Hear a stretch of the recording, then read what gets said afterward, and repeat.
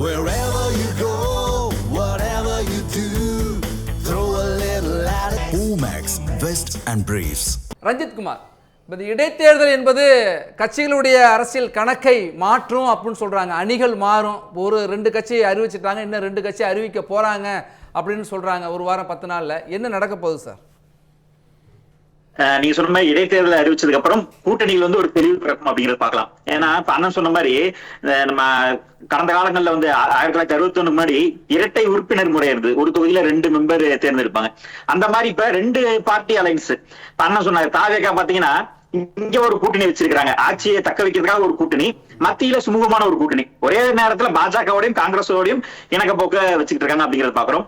அதே மாதிரி தாவேகா கூட்டணியில் கூடிய கட்சிகள் வந்து ஆட்சி அதிகாரத்துல பங்கு பெறதுக்காக தாவேகா கூட்டணினாங்க. ஆனா கொள்கை ரீதியாக நாங்க திமுக கூட்டணி சொன்னாங்க. அப்புறம் மந்திரி பதவி கிடைச்சதும் அங்கிருந்து விலகிட்டாங்க. இன்னைக்கு கம்யூனிஸ்டுமே வந்து இன்னைக்கு நாங்க நீடிக்க முடியாதுன்னு சொல்லியிருக்காங்க. இப்ப இந்த ஒரு தெளிவு பிறக்குது அப்படிங்கறத பாக்கணும். சோ இந்த இடைத்தேர்தல்ல யாரெல்லாம் சேர்ந்து சந்திக்க போறாங்க, ஒருவேளை இத்தனை கொள்கை கூட்டணி சொல்லிட்டு இருந்த திமுக கூட்டணி கொள்கை கூட்டணி சித்தாந்த கூட்டணி சொல்லிட்டு இருந்தாங்க. ஆரம்பத்துல இருந்தே நம்ம சொன்னோம், கூட்டணியில வந்து தேர்தல் அரசியல வந்து தேர்தல் கூட்டணி தானே தவிர கொள்கை கூட்டணி ஒண்ணு கிடையாது. இது அகில இந்திய அளவிலையுமே காங்கிரஸ் நிரூபிச்சது.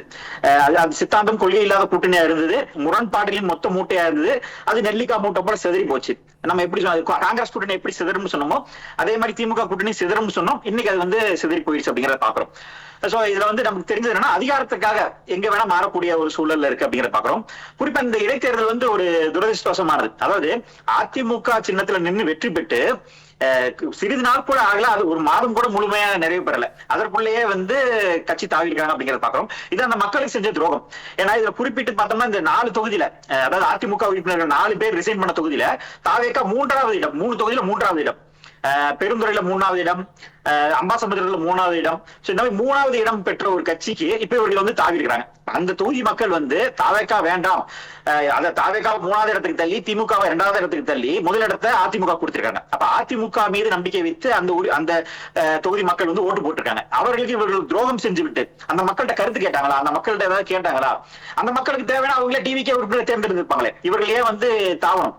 இதுவே வந்து ஒரு நியாயமற்ற முறை. அவர்களுக்கு நிச்சயமா வந்து தேர்தல் வாய்ப்பை கொடுக்க கூடாது. அது எல்லாருமே சொல்லக்கூடிய ஒரு விஷயம். அதுதான் எல்லாரும் விஜயபாஸ்கர் போல கருத்து கேட்டுக்கணுங்கிறீங்க, விராலிமலையில கேட்டது போல. இல்ல, கருத்து கேட்டிருக்கணுங்கிறதையும் தாண்டி மக்கள் வந்து அதிமுக தானே அங்க வந்து ஆதரவு கொடுத்திருக்காங்க. இப்ப நம்ம சொன்னோம் 108 எம்எல்ஏக்கள் இருக்க தாவேகாவை ஆட்சி அமைக்க விடணும், அதை ஆட்சி அமைக்க விடாட்டி அது வந்து ஜனநாயகத்துக்கு விரோதமானது அப்படின்னு சொல்லி தாவேகா கூட்டல சில கட்சிகள் எல்லாம் சொன்னாங்க.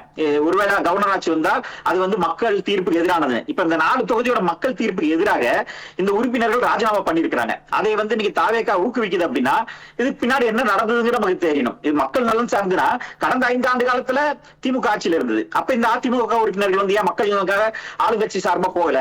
இன்னைக்கு இவர்கள் என்ன சொன்னாங்க, நாங்க வந்து மக்களுக்கு நல்லது செய்யணும், அதனால ஆளுங்கட்சிக்காக போறோம் அப்படின்னு சில உறுப்பினர்கள் எல்லாம் பேட்டி கொடுத்தாங்க, பார்த்தோம். அப்ப ஆளுங்கட்சிக்கு போனாதான் நல்லது செய்ய முடியும்னா அப்ப மக்கள் உங்களை நம்பி ஓட்டி போட்டுருக்காங்க இல்லையா? அப்ப எதிர்கட்சிகள் எல்லாமே ராஜினாமா பண்ணிட்டு ஆளுங்கட்சிகளை போய் சேர்ந்துடலாமா? மீதி இருக்கக்கூடிய நூற்றுக்கணக்கான எம்எல்ஏக்கள் எல்லாருமே ராஜினாமா பண்ணிட்டு தாவேகளை போய் சேர்ந்துட்டா சரி வருமா? அப்ப இந்த மாதிரி இது வந்து ஒரு கேலி கூத்தாக இருக்கு அப்படிங்கறத பாக்குறோம். இது இந்த தேர்தல வந்து கூட்டணிக்கு ஒரு திமுக ஒரு மிகப்பெரிய நெருக்கடி ஏற்பட்டிருக்கு. அதாவது காங்கிரஸ் எப்படி அகில இந்திய அளவுல அதாவது பெரிய மனப்பான்மையோட நடந்தது, எல்லாரையுமே வந்து நான் தான் இதுன்னு சொல்லி நான் தான் பாஸ்ங்கிற மாதிரி ஒரு இதுல நடத்தினாங்க. அதனாலதான் அந்த கூட்டணி வந்து சிதறி போச்சு அப்படிங்கறத பாக்குறோம். அதேதான் திமுகவும் பண்ணிருக்குது. திமுகவுமே இவர்கள் எல்லாருமே வந்து அதாவது திமுக உறுப்பினர்கள் தங்களை வந்து பிரௌடு கொத்தடிமை அப்படின்னு சொல்லிக்கிறாங்க. காலகாலமா நம்ம சொல்லிட்டு இருந்தோம், இன்னைக்கு அவர்களே ஒத்துக்கிட்டாங்க. கூட்டணி கட்சிகளும் கொத்தடிமையா இருந்தாங்க. இன்னைக்கு ஒரு தாவேக்கான ஒண்ணு வந்ததுக்கு அப்புறம், ஒரு ஆபத்பாந்தம் வந்ததுக்கு அப்புறம் இன்னைக்கு எல்லாருமே அந்த சுயமரியாதைக்கு வந்து இன்னைக்கு விலகி போயிருக்காங்க அப்படிங்கறத பாக்குறோம். இதுக்கு முக்கிய காரணம் திமுகவோட அந்த அணுகுமுறை தான்.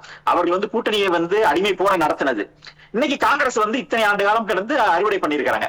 ஏன்னா கடந்த 2006 35 உறுப்பினர்கள் வச்சுக்கிட்டு எந்த ஒரு அதிகாரமும் பெறாம காங்கிரஸ் அன்னைக்கு ஆதரவு கொடுத்தாங்க.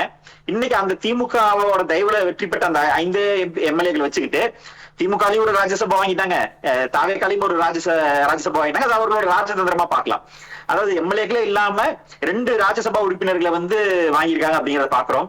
சோ இது வந்து அவரோட ஒரு ராஜதந்திரமா பாத்துக்கலாம். கடந்த காலங்கள்ல அவர்கள் செஞ்சதோட இது இன்னைக்கு வந்திருக்கு அப்படிங்கறத பாக்குறோம். சோ இந்த இடைத்தேர்தல் ஒரு இந்த இடைத்தேர்தல் வந்து யார் எந்த கூட்டணியில இருக்காங்கிற ஒரு உறுதிப்பாடு நமக்கு தெரிய வரும். சரி, தொடர்ந்து பேசலாம். நிறைய மாற்றங்கள் இருக்குன்னு சொல்றாங்க ரஞ்சித்குமார். இப்போ தாவேகா கூட்டணியில் இருக்கிற கட்சிகள் பரஸ்பர நம்பிக்கை இல்லாமலே தொடர்ந்து கொண்டிருக்கின்றனவா? நிறைவு கருத்தும் சேர்த்து சுருக்கமா பேசுறேன்.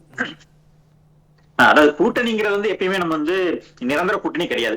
அதிகார தேவைக்காகவும் அரசியல் தேவைக்காகவும் மாறி மாறி போகக்கூடிய கூட்டணி தான். இன்னைக்கு தாவேகாவும் பாஜகவும் மறைமுக கூட்டணி சொல்லப்படுது, விமர்சிக்கப்படுறாங்க.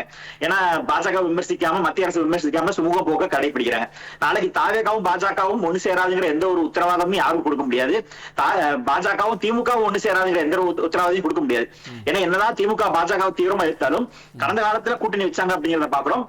தமிழகத்துல சட்டமன்ற உறுப்பினர்கள் பாஜக கிடைச்சதுக்கு திமுக கூட்டணி முக்கியமான காரணம் அப்படிங்கிறது பாக்குறோம். அதனால கூட்டணிகளை வந்து இவர்களோட சேருவாங்க, இவர்கள் இவர்களோட சேர மாட்டாங்கன்னு எதையுமே நம்ம சொல்ல முடியாது. நிரந்தர கூட்டணி அப்படிங்கிறதையும் நம்ம சொல்ல முடியாது. இன்னைக்கு தாவேகா இந்த தேர்தல்கள் 5 சட்டமன்ற தேர்தல்களை வெற்றி பெற்றா கூட்டணியை மாத்துவாங்கன்ற கூட்டணி கட்சிகளை விட்டு போக மாட்டாங்க. தாவேகாவும் இந்த கூட்டணியை கட்டி விட மாட்டாங்க. ஏன்னா விசிகாவை கூட வச்சுக்கிட்டாலும் ஐயுஎம்எல் கூட வச்சுக்கிட்டாலும் அந்த மக்களுக்கு ஏதாவது நடக்கும்பொழுது, அதாவது தலித் மக்களுக்கு ஏதாவது நடந்தா விசிகா கூட இருக்கனால அதை சுமூகமா அவங்க தலையில கட்டி விட்டுருவாங்க. சிறுபான்மைக்கு எதிராக நடக்கும்போது ஐயுஎம்எல் கூட வச்சுக்கிட்டு அந்த ஒருத்தருக்கு மட்டுமே முக்கியத்துவம் கொடுத்து அது ஒட்டுமொத்த மக்களுக்கும் பிரதிநிதித்துவம் கொடுத்த மாதிரி ஒரு பூசி மொழிகிட்டு போறதுக்கு இப்படி பயன்படுத்திக்குவாங்க அப்படிங்கறத நம்ம பார்க்கலாம். ஏன்னா திமுக அதான் பண்ணுச்சு. இவர்களை கூட வச்சுக்கிட்டு விசிகாவாலையோ கம்யூனிஸ்டுகள்னாலயோ எதுவுமே பேச முடியல. கூட்டணியில இருக்காங்க, மக்கள் விரோத ஆட்சி நடக்குது. ஆனா வாய்மூடி மௌனியா அதிகாரத்தில் இருக்கக்கூடிய கட்சிக்கு கூட்டணியில் இருக்கிறாங்க, அமைதியா இருந்தாங்க. அதையவே தாவேகாவும் பயன்படுத்திக்க பாக்குறாங்க. அப்படிதான் நம்ம பார்க்க வேண்டியதா இருக்கு. ஆனா தாவேகா வருங்காலங்கள்ல இந்த கூட்டணி மாறுமாங்கிறது பின்வரும் காலங்கள்ல தான் பார்க்கணும். ஒருவேளை மத்திய அரசோட இணக்கமா போகணுங்கிறதுக்காக இன்னும் பாக்கியண்ணா சொன்ன மாதிரி இன்னும் ஒரு 5 பேர் வந்து இன்னும் ஒரு 10 உறுப்பினர்கள் இவர்களுக்கே பெரும்பான்மையா கிடைச்சா கூட்டணி கட்சிகள் தேவையில்லைங்கிற நேரத்துல கூட்டணி மாற்றம் வரலாம். நன்றி நன்றி நன்றி ரஞ்சித்.